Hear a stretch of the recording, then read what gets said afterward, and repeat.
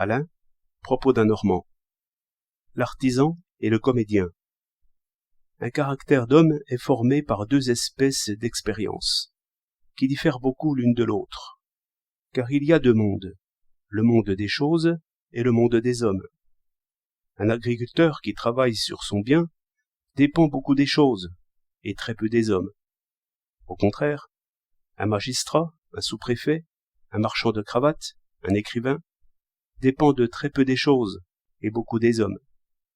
L'homme politique dépend des hommes plus que tout autre. Je ne vois que l'acteur dont la destinée puisse être comparée à la sienne. De là des formations bien différentes et des idées orientées autrement. Je parle des idées véritables et non point des mots que l'on apprend dans les écoles. Je pensais à ces choses en considérant un maréchal de village qui battait son fer. Le bon visage, la politesse, la flatterie, toutes les formes de la prière enfin, ne le dispenseront point d'un coup de marteau. Il sait plus ou moins, il frappe plus ou moins, mais sans diplomatie. Son fer est comme il l'a fait, et, pourvu que son fer soit bon, le voilà assez estimé. Sa destinée dépend beaucoup de lui-même, de son œil, de son bras. Son talent n'est pas discutable.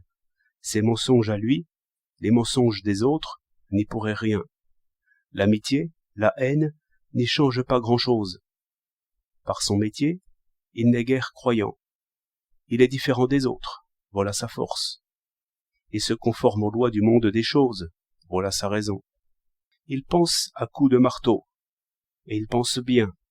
Tout ce que nous appelons science suppose une action sur les choses seulement. Même le mathématicien est de ce bord-là, car les nombres et les figures se moquent aussi des prières. Mais les hommes ne se manient que par la prière.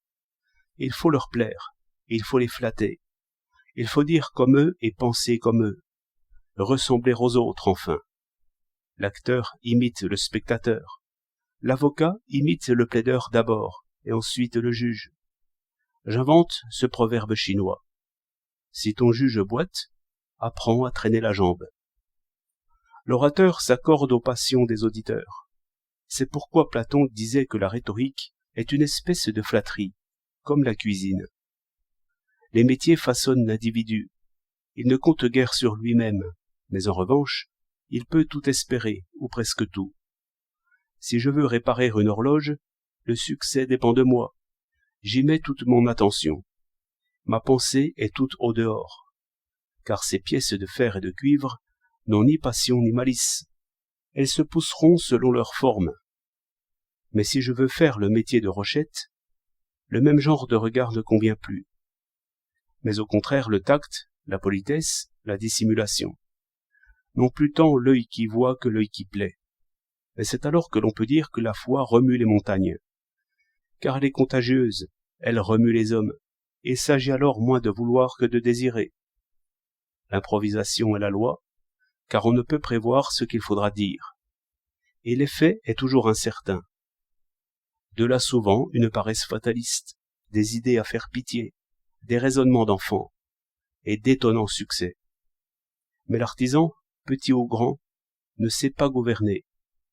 Selon la nature des choses humaines, l'artisan tire les marrons, et c'est le comédien qui les mange. 10 janvier 1913.